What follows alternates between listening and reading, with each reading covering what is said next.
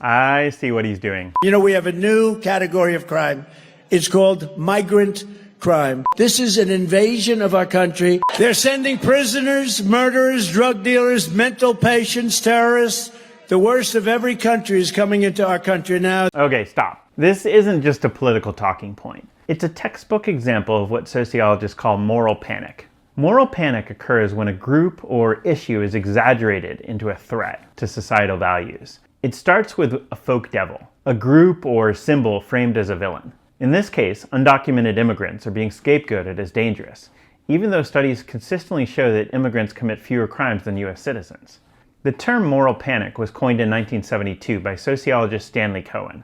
He studied how the British media sensationalized small fights between youth subcultures. Headlines describe how Clacton, a small resort on the East Coast, has been torn apart over Easter by marauding, violent youths.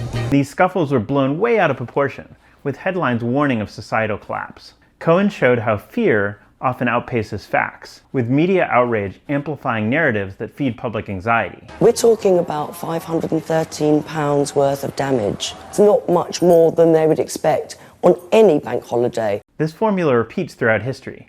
In the 1980s, the Satanic Panic swept through the US and Britain. Wild claims about satanic cults and ritual abuse led to false accusations and ruined lives, despite a total lack of evidence. New and intense scrutiny on the activities of satanic cults. Stories of devil worship and satanic cults corrupting young minds. Unbelievable crime at the hands of satanic cults. Or take the Red Scare during the Cold War. Joe McCarthy is traveling through the United States, and reporters keep coming up to him. Say, Joe, do you really have the numbers? Are there really that many communists? And Joe would say, well, let me go through my papers. I think we've got some names for you. McCarthy had no list in his hand. He had nothing in his hand, and it was a fraud.